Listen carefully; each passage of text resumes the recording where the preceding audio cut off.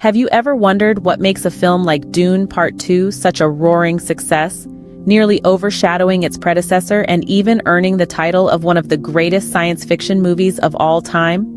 Well, the numbers don't lie. On its opening weekend alone, Dune Part 2 reeled in a global total of $178.5 million, nearly half of what the first film made in its entire run.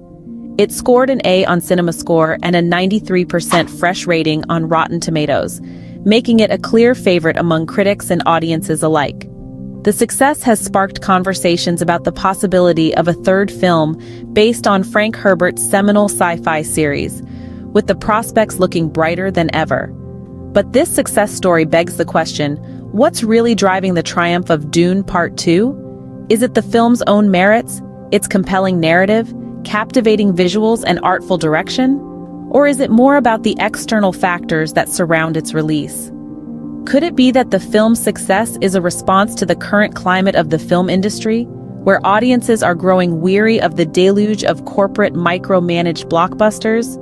Or is it the result of a yearning for a return to a time when blockbusters were helmed by visionaries and not dictated by studio executives?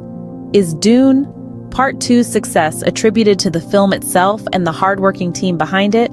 Or is it more a reflection of the current state of the film industry? To understand the success of Dune Part 2, we need to take a look at the current landscape of the movie industry. There's a certain sense of déjà vu that pervades the cinemas these days. A quick glance at the marquee will reveal a lineup of familiar titles reborn for a new generation of moviegoers. We're in the era of the remake, where classic films are dusted off, given a modern makeover, and sent back into theaters. But it's not just remakes. There's also the rise of the cinematic universe. No longer is a single story enough. Today's blockbusters are woven into a vast, interconnected web of narratives, each film a piece of a larger puzzle. The Marvel Cinematic Universe, the Star Wars sequel trilogy, Disney's live-action remakes. These are the juggernauts that dominate the industry. Yet for all their success, there's a growing sense of fatigue. The thrill of the new has been replaced with the comfort of the familiar. And while there's something to be said for nostalgia, it can't fully quench our thirst for originality.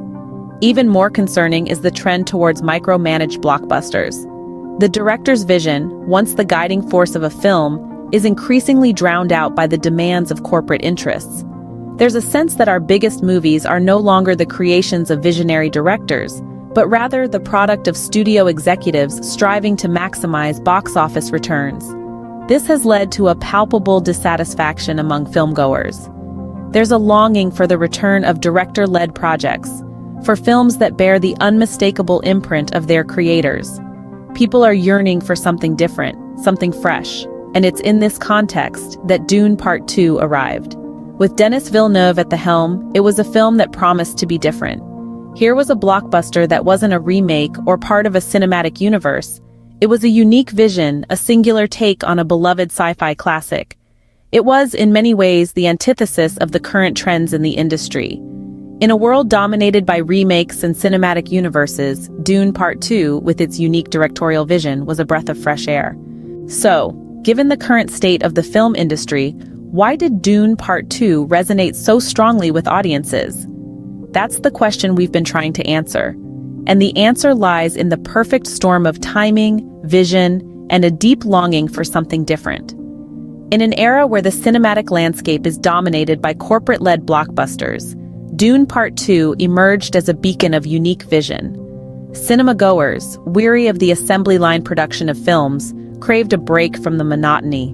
The film industry, which had been in a state of flux since the pandemic, was ripe for a shake-up. And shake it up, Dune Part 2 did. From the outset, it was clear that this wasn't just another run-of-the-mill blockbuster. Denis Villeneuve's vision was a breath of fresh air, a bold statement in an industry that often favors safe bets over artistic risk.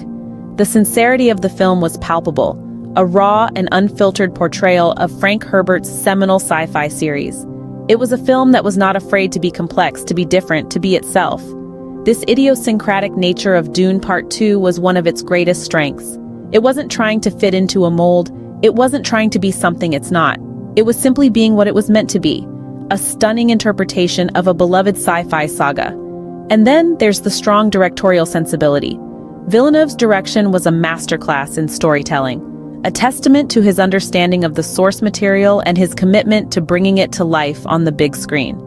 His direction was not just a guiding hand, but a driving force that propelled the film to its incredible success. In conclusion, Dune, Part 2's success is not just a result of the film's merits, but also a reflection of the current state of the film industry and the yearning of audiences for more unique director-led projects.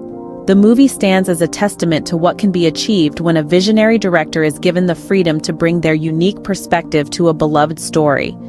And as we look to the future, we can't help but hope that Dune Part 2's success will pave the way for more such projects, breathing new life into the world of cinema.